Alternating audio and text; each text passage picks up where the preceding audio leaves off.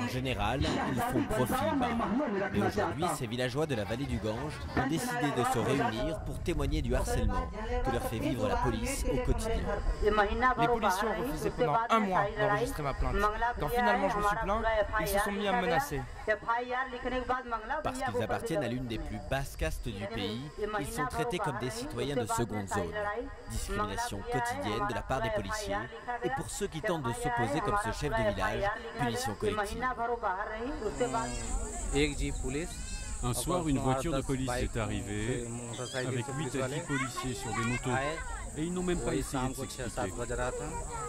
Ils ont juste commencé à nous battre. Il y avait des femmes dans la maison. Ils les ont frappées et ils ont aussi frappé ma mère qui avait 60 ans. En Inde, la torture est une pratique courante dans les commissariats lors de simples interrogatoires. En général, les policiers ne sont pas inquiétés, malgré les images amateurs qui commencent aujourd'hui à être diffusées dans les médias. On a reçu des instructions de nos supérieurs. Il fallait des résultats rapides, on était sous pression. Akar lui aussi a été arrêté lors d'une descente de police, suspecté d'une tentative de meurtre dans le village. Relâché il y a 4 jours faute de preuves, il a repris le travail pour tenter d'oublier les 3 mois qu'il vient de passer dans un commissariat. Regardez ma cicatrice.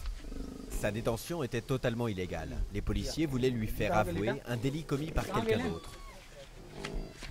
Il m'attachait les 2 jambes, puis me mettait les menottes aux mains et m'étendait comme cela. Puis il me frappait. À chaque fois 200 coups. J'avais si mal que je n'arrivais plus à voir. Le problème ne se limite pas au commissariat. Ces 10 dernières années, plus de 10 000 personnes sont mortes en détention, l'équivalent de la population de la plus grande prison du pays. Les décès dus au mauvais traitement sont masqués en suicide ou décès par maladie. Cette ONG traque sans relâche les cas de torture en apportant aux victimes un soutien juridique. Regardez, il a été frappé toute la nuit avec des cannes de hockey.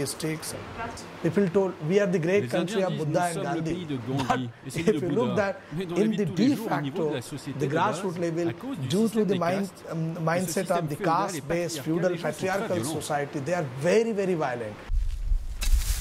Après sa torture, Akar n'a toujours pas été indemnisé. Il ne le sera sans doute jamais.